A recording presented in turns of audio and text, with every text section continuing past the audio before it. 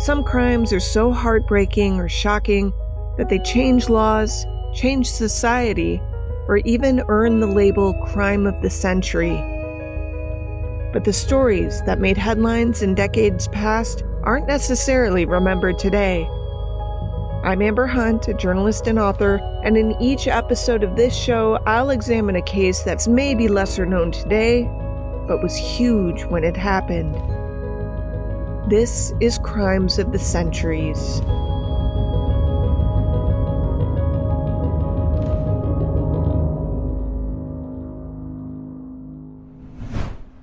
This is going to be one of those episodes which, after you hear it, you're going to wonder why you've never heard about this crime.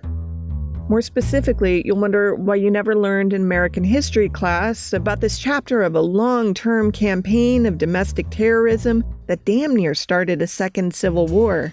How it included likely more than 200 bombings across the nation, many nasty public confrontations, death and maiming, as well as almost ruining the great Clarence Darrow a decade before he could go on to work on the Leopold and Loeb case and fight for science during the Scopes monkey trial. You will wonder how this one escaped you. But I'll tell you what I wonder. How the hell did the highest profile and deadliest bombing during that campaign, the one that brought much of the ongoing strife to a close, get forensically solved in an era where it took 3 days to get anywhere by train? The bombing of the Los Angeles Times in 1910 took place when escalating violence against employers that would not allow unionization to succeed was rampant. When the Times was virulently anti-union, when unions decided that because their cause was righteous and meant to ensure that all boats could eventually rise, that it was fine to sink a few first. Between 1906 and 1910, it's estimated that more than 110 ironworks, railways, bridges, construction sites, and workplaces were dynamited in order to get employers to the table to talk terms with those they employed. When those who had no power wanted to wrest control from those who had all of it, they wanted to frighten them, cost them money and time, persisting with repeated attacks to show that the anarchy would not end until employers yielded. It was a pitch battle between those who had little against those who had much, and dynamite seemed the only tool the least powerful had to rate the scales. It was effective in some cases, not so much in others. The bombings were mostly small, the news of them appearing in papers sporadically with little fanfare and less follow-up. You can see why the crisis wasn't immediately seen for what it was. There wasn't a lot of communication between locales, so law enforcement coordination was almost non-existent. If it was a campaign, it was a silent one. Not a lot of Americans knew what was happening. The individual bombings made dents, cost money to fix, but sometimes, most times, not at great expense, and business went on as usual. If you look at the newspaper front pages, if there is a story about a bombing, it's in the lower right-hand corner, and it's continued much further back in the newspaper. It's like it's no big deal. That's Michael Digby, an arson investigator who was with the Los Angeles Sheriff's Department for 42 years. Digby's also a man who has defused more than his share of bombs, and he's a student of the temperature-changing, awareness-raising LA Times bombing. The explosion that rocked the mighty granite fortress that housed the Los Angeles Times happened early Saturday morning, October 1st, 1910. The newspaper at that time was run by one of the loudest and meanest anti-union publishers in the land, and easily the most powerful man in Los Angeles, a city that was itself a bastion of anti-union resistance. The bombing remains one of the worst crimes ever committed in California history, killing 20 and injuring at least 100 of those in the building and in the street and bars nearby. It is still the worst crime ever committed against American journalism. It took some planning and some organization, but it was, in its barest form, just one guy with dynamite, fuses, and a cheap alarm clock.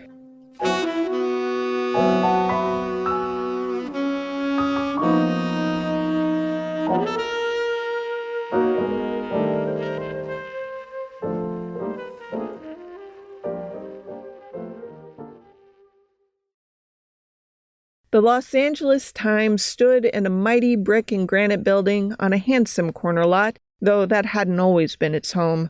The first had been located near Spring and Temple, where the Times had been housed since its 1881 launch. The newspaper grew quickly, though, and soon needed more space. Historian Marquez Vickers on his YouTube channel. The second location of the Los Angeles Times building was constructed in 1886 on the southwestern corner of West 1st and South Broadway streets in downtown Los Angeles. Photos of it from the Times show massive arched windows overlooking the road below.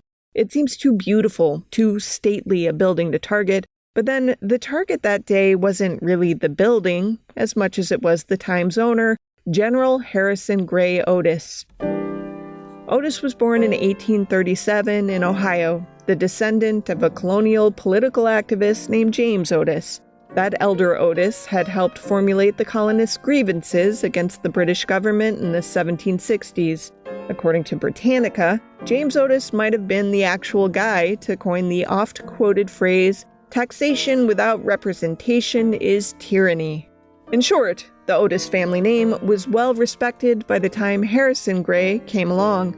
According to a biographical index card stored in the California State Library, his parents were Stephen Otis and Sarah Dyer. Harrison Gray fought in the Civil War, hence his nickname General, though his eventual obituary would state he, quote, attained a captaincy and was breveted Lieutenant Colonel of Volunteers for gallant and meritorious service throughout the war, end quote. After the war, Otis was official reporter of the Ohio House of Representatives in 1966 and 67, and foreman of the government printing office at Washington in 68 and 69. After that, there was a stint in the U.S. Patent Office, then in the U.S. Treasury in charge of the Seal Islands of Alaska from 1879 to 1881. It was in 1876 that Otis became editor and general of the Los Angeles Times. And Harrison Gray Otis was rabidly anti-union. This is journalist Doug McIntyre on his talk show nearly 10 years ago. And I know folks would find that shocking that at one time the LA Times was an anti-union paper, and the city of Los Angeles was really the most hostile to organized labor of any community in the country. McIntyre was interviewing Lou Irwin, author of Deadly Times, a well-researched and engaging book about the bombing that was published in 2015. The Times was the voice of anti-labor in the United States, and it built Los Angeles just on that basis, cheap labor. That was largely thanks to Harrison Gray Otis, who Irwin explained in a separate interview was the terror. But very interestingly, he had spent half of his life, more than half of his life, up until he was in his 50s, as just this itinerant going from town to town, working at various newspapers, just a complete vagabond, really. Mm-hmm. And came to Los Angeles, bought a piece of the Los Angeles Times when its circulation was 500, and built it into the most powerful organization in the city. And really, the city was built on the Los Angeles Times. Now, Otis had been in the Civil War, serving under Rutherford B. Hayes and William McKinley, men who would later become the 19th and 25th presidents of the United States. He would often don his uniform, complete with medals, and walk around the newsroom shouting orders at his reporters and editors as if this was war and he demanded absolute compliance with his orders. He would insist on referring to the LA Times building as the Fortress. Soon, so did everyone else. In 1886, when Otis first took control of the newspaper, he was named both editor and general manager. In short order, he co-founded the Merchants and Manufacturers Association, the MMA for short, a consortium of business leaders who wanted to keep Los Angeles union-free. Besides, the city was growing now. It needed to be welcoming to those who built downtown offices and crafted home developments. It needed to build a harbor so that ships could dock and unload all of the goods that were about to turn Southern California into Southern California. That required cheap labor, willing capitalists, and singular devotion to the cause. Otis knew if he could control labor, he could do anything. So he editorialized, lambasted, and shamed anything union, in the pages of his newspaper. He especially wanted control of the LA Times because, through it, he could make the rest possible. In 1890, he decided to take on the Typesetters Union, a group he had once been a member of. They were making demands, and the other newspapers in town had yielded. But Otis decided to widen his crusade, casting about the entire country for those who would take their place without union representation. He found them, and almost on a daily basis, editorialized that he was winning this war and wrote, in August of that year, quote, "We are now independent of these people," end quote. Unionists weren't taking this lying down, and a 20-year-long fight between the American Federation of Labor and the Times really got going. The union called for a boycott, and yet the Times, by 1905, was making, in today's dollars, about $35 million a year. Los Angeles, by then, was in an ugly battle with San Francisco. According to author Irwin, LA was referred to as, quote, Otis town of the open shop, end quote. San Francisco was a closed shop town, which means if you weren't part of the union, you could not work in that kind of job, offering better wages and better working conditions for all. Prices of goods and services rose as well. California wasn't big enough to support such contradictory economic models. People wondered how long the two cities could keep this up. Otis, as was his wont, responded by getting nastier. Lou Irwin again. Forget about, trying to organize at all. They rounded up hundreds of people who were engaged in picketing, put them in jail, set the bail so high that they couldn't get out. And it was a terrible tragedy for the families of all of these hundreds of unionists. The workers had been asking for a 50-cent an hour minimum wage. So you can see why the unions decided to target Otis's pride and joy.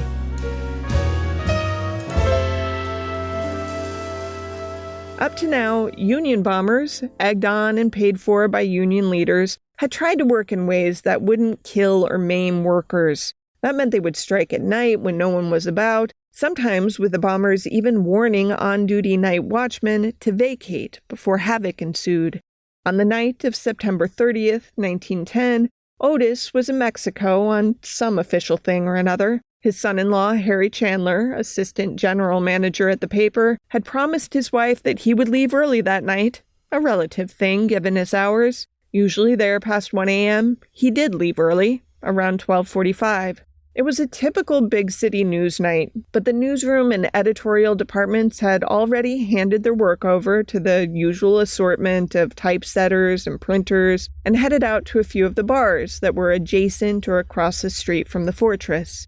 One night editor was staying late to send the results of a race to New York. Another editor was staying to finish up some paperwork. Some workers noted the smell of gas on the first floor and complained to others that it was strong enough to make them sick.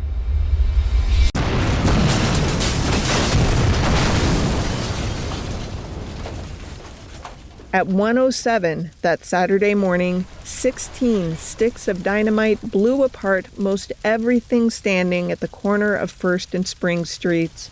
The bomber had entered Ink Alley next to the building, opened the valve to the gas line nearby, and made sure petroleum-based ink barrels that newspapers use in copious quantity were also close by. Bomb Squad Detective Mike Digby explained what happened next. When a dynamite explodes, that's a high explosive supersonic blast that, without any surroundings, is just going to be a cone of explosive material going upward and outward. But if you put that inside of a structure or next to a structure, anything close to it is going to rupture, cave in, blow up, and so on. When you start adding caustic chemicals like the printer's ink, or if you start adding the gas from the building, that's the incendiary effect, and you've got a fireball that's moving at supersonic speed.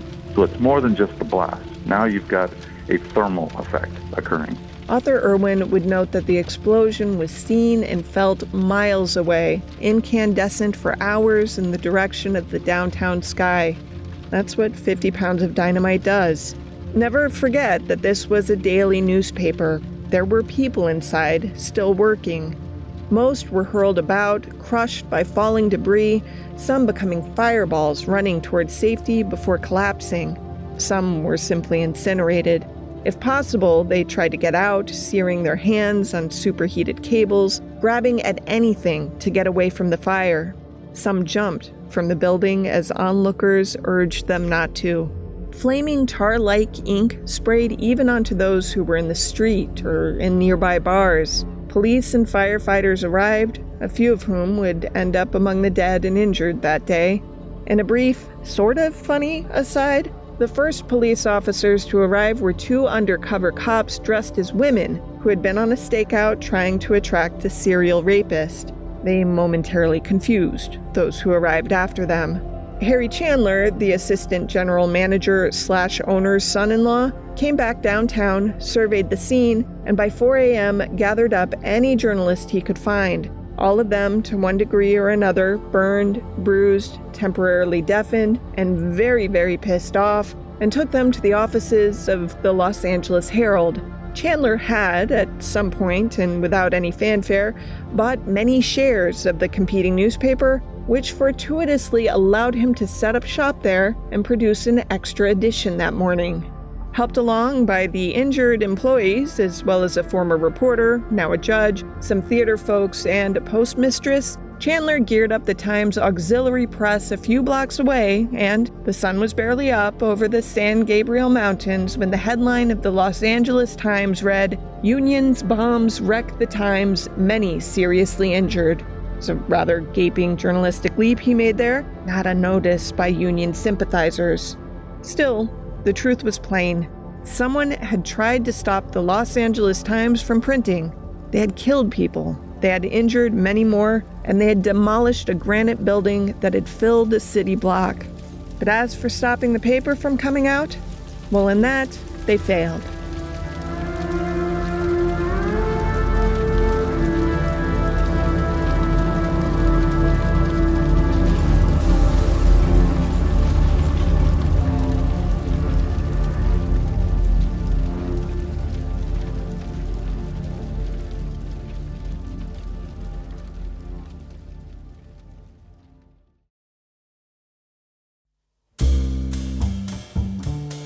Just 2 months before the deadly Times blast, the iron workers in LA had decided to strike, and law enforcement responded. Almost 500 men were arrested as a result, with Otis letting his readers know what he thought of the union men. As Irwin wrote in his book, quote, "In a single news article concerning the arrests, the Times referred to the Unionists as rowdies, loafers, blackguards, hoodlums, roughnecks, cowards, firebrands, agitators, and jail flooders." End quote. LA was hot, and not just because it was August going into a dry fall. John J. McNamara was the secretary-treasurer of the International Union of Bridge and Structural Workers. 2 years earlier, the fancy union man had begun intimidation bombings and used his unpolished, belligerent brother, James B., to do a lot of the work. JB, as he was called, had a frequent collaborator named Ordie McManigal, a good family man who made good money, but didn't think too hard about his work. Still, he was one of the bombers who made sure night watchmen were warned. JB then, for the reason that he had no such empathy, was assigned alone to the LA job, one that differed in a bit, in that it wasn't some building under construction or a random bridge girder or some local plant. Workers were going to be inside that building. Not only that, but this bombing was also going to include 2 additional bombs being hidden in the bushes just outside of the homes of Otis and his MMA co-founder Felix Z. Handler, in order to kill them. The bombs used were relatively simple devices. You got yourself some dynamite, easily bought at various quarries, then rigged it with something the bombers called infernal machines. A dry cell battery, some mercury fulminate, which is the dangerous, unstable, explosive stuff in detonators, some wire, and an 89-cent Junior Tattoo New Haven alarm clock. You then attached it to your dynamite or your nitroglycerin, set the alarm clock for the assigned time, and, well, boom. McManigal, well versed in the devices and in obtaining material for the bombs, would help JB gather materials for this job out as far as Omaha, where he'd been given another assignment. McManigal was to circle back home to Chicago, after which he was sent out to a half dozen more bombings all over the country that first week of October. After a stop in San Francisco, JB arrived in Los Angeles on September 29th and checked into the Baltimore hotel using an alias, which was part of his bombing MO. The next day, he made a trip to the Times to look around under the guise of inquiring about a job. That night, he planted his bombs at the homes of Otis and Z Handler.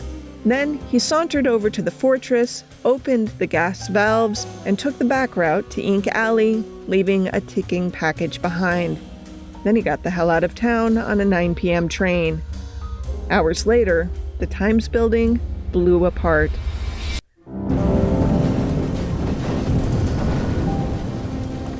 Eight hours after that, Mrs. Z Handler fortuitously did some morning gardening and found a package in her bushes she didn't recognize. It was ticking.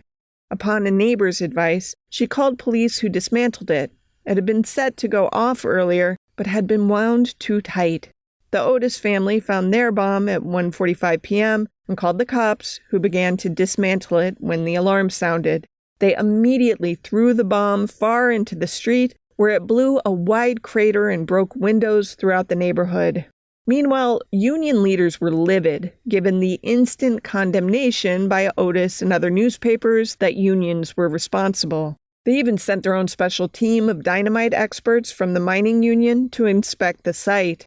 On October 28, 1910, the California State Federation of Labor released a report that there had been no bomb. The cause of the explosion was a gas leak.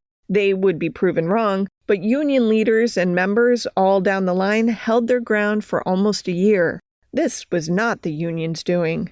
By the way, I found YouTube videos in which people still make that argument. The story that comes to us from Los Angeles involves what many of us believe was a false flag operation at a building called the Los Angeles Times. They hired out of the anarchist movement and people who had skills in sabotage to create a number of false incidents that embarrassed and gave the other side great reason to get great publicity against working people. But back in 1910 LA, no one was listening. By midday on that first Saturday, an enraged Los Angeles mayor put up a reward and made a call to a very famous private detective to find out exactly who had done it. William J. Burns, so renowned an investigator that he served as the first chief of the Secret Service, was called in.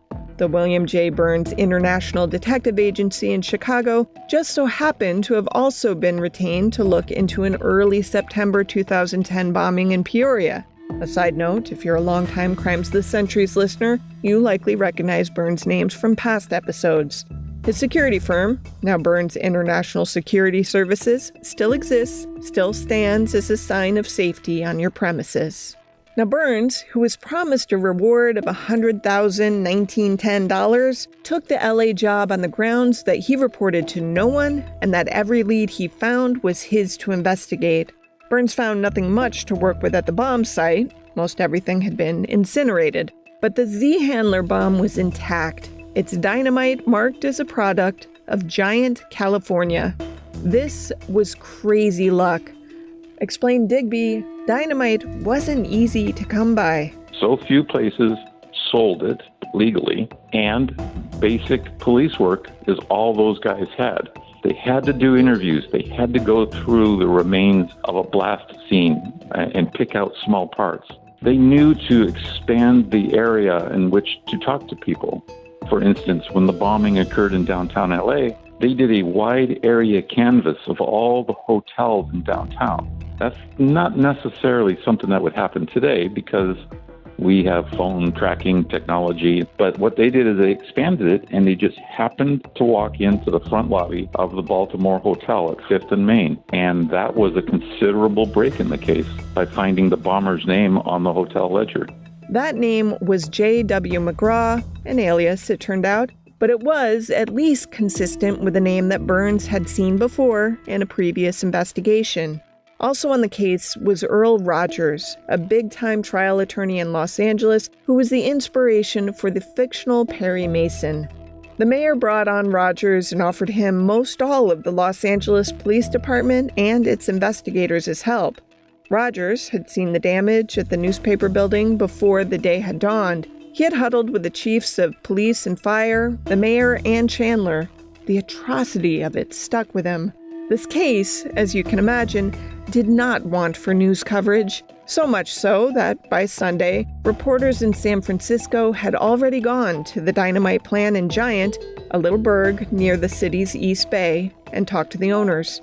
Burns and Rogers weren't far behind, having taken a sleeper car north that Saturday. At the start of the week, the reward was rising, eventually reaching $500,000. Here's what they found. The Giant Powder Company sat at the eastern edge of San Francisco Bay.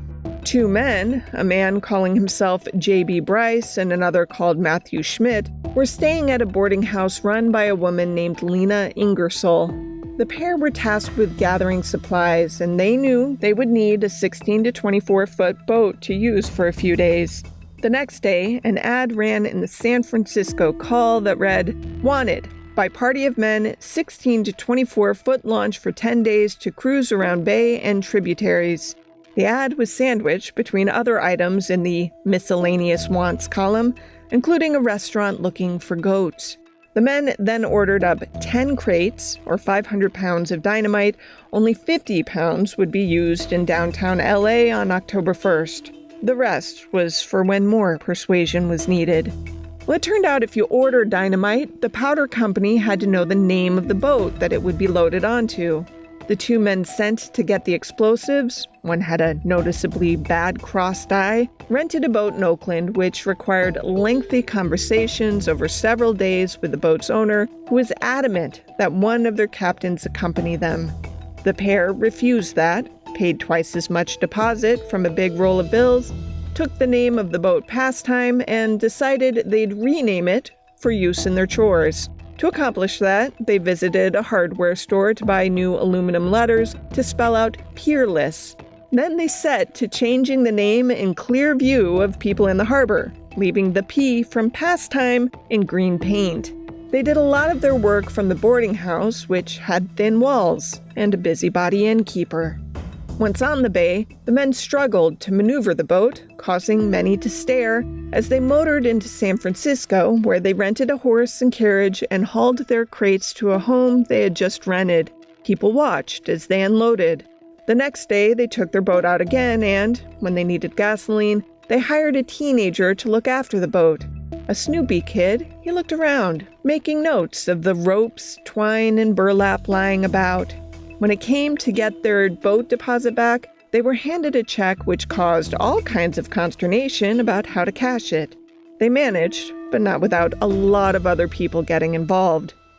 Step by step, investigator Earl Rogers traced backward from the dynamite, across the bay to the boat, from the boat to the rented house, to the boarding house, to the hotel where the men later moved. From the hotel, and I'm really simplifying here, investigators found calls to a cafe where they found that the pair were there quite frequently with Olaf Vitmo, a San Francisco labor boss. Around that time, the guy who rented the house to the pair of ne'er-do-wells in San Francisco decided to check in on them. He found some crates, saw some funny-looking candles, and soon the dynamite used in LA was connected to the house. Inside that house, Rogers and Burns found a small piece of paper with Vitmo's initials on it, along with a handwritten, "I'll do it."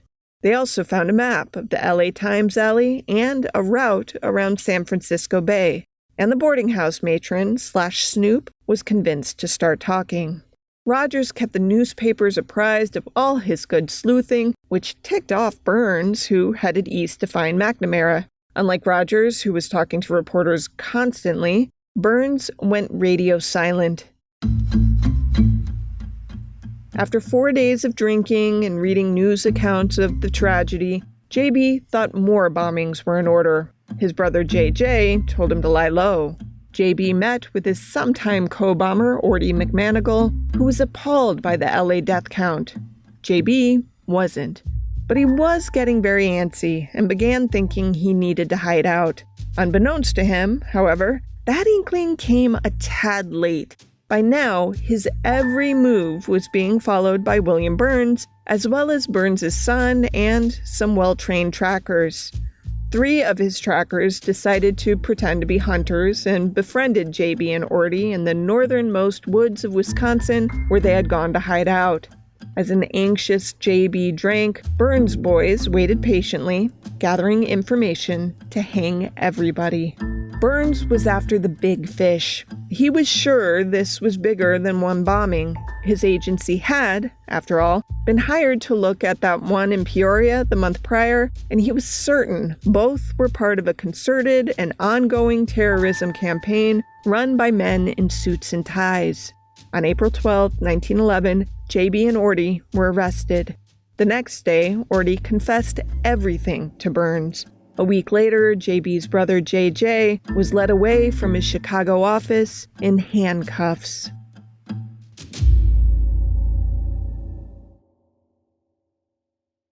Clarence Darrow didn't want to take the McNamara brothers' cases at first, despite his well-established reputation as a defender of Unionists. Because of ill health and his wife's financial misjudgments, Darrow was in dire financial straits. So when the Iron Workers Union offered him a $50,000 retainer, about $1.5 million in today's money, he said okay.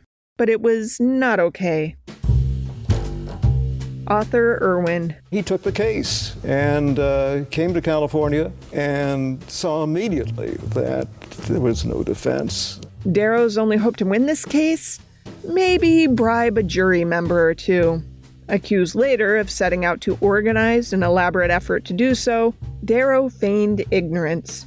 On December 1st, 1911, after 6 weeks of testimony, J.B. McNamara had no choice but to plead guilty to avoid the death penalty. In the ensuing 2 months, 54 Union leaders across the country were arrested. 38 of them would eventually be found guilty on charges relating to the Los Angeles Times case. In January, Darrow was arrested on 2 counts of jury tampering.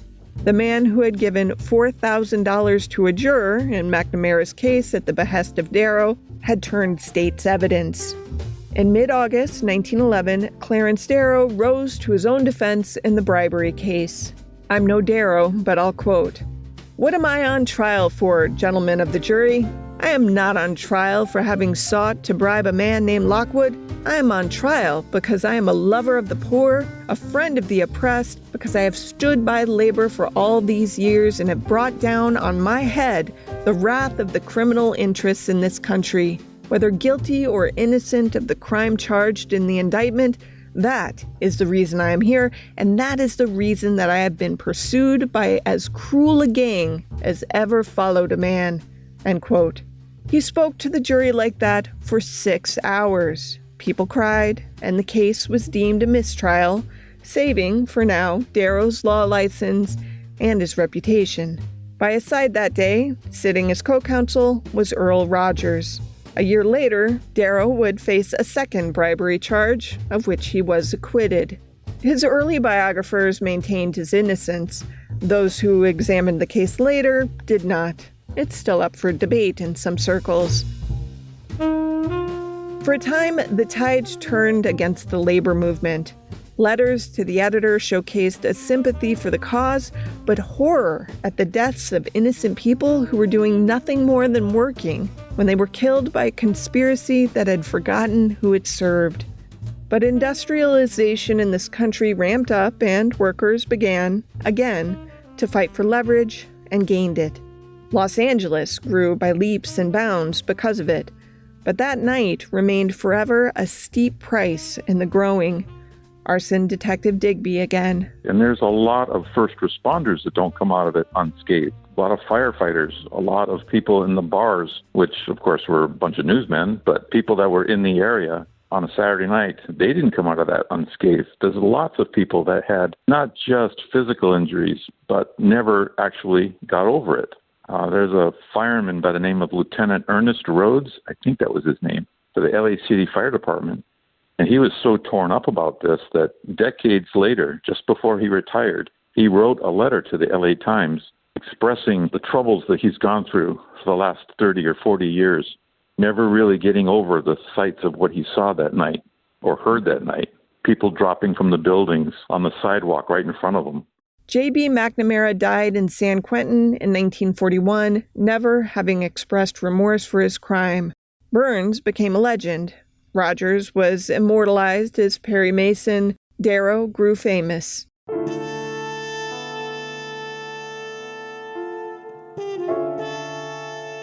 In Los Angeles' Hollywood Forever Cemetery, there is a plaque and a monument to those who died that day. The remains, unable to be identified specifically, were gathered in this one place and entombed. The plaque in part reads, quote, "This imposing pile, reared by the Los Angeles Times, stands here to perpetuate the names, the virtues, and the memories of those honored dead who in life toiled in the ranks of the journal which they served so long and so well, and who fell at their posts on October 1st, 1910. Victims of conspiracy, dynamite, and fire, the crime of the century," end quote. It goes on for 6 more paragraphs, listing the names of those killed that day. It ends with a dash, the number 30, and another dash. That's the traditional code to all journalists and wire services that the reader has reached the end of the dispatch.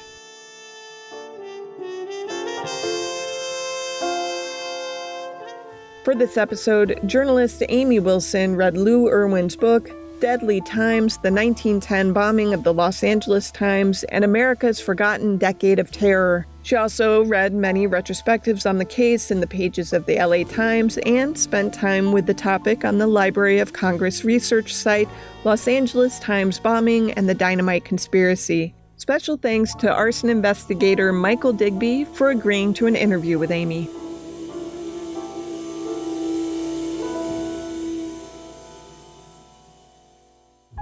Crimes of the Centuries is available early and ad-free through Grab Bag Collab. Join us at patreon.com/GrabBagCollab to hear not just exclusive content related to this show, but to also get access to several other shows on our profit-sharing network. Unless noted in the citations, this case was researched and written by me, Amber Hunt, and produced by Amanda Rossman and Henry Lavoie. Original music is by Bruce Hunt, Andrew Higley, and occasionally by my son, Hunt Van Ben Scoten. Other music comes from Soundstripe and Epidemic Sound. If you like the show, help us out by rating and reviewing us on Apple Podcasts. For more information or to recommend a case, go to centuriespod.com. On Instagram, we're at centuriespod, and check out our Crimes of the Centuries podcast Facebook page.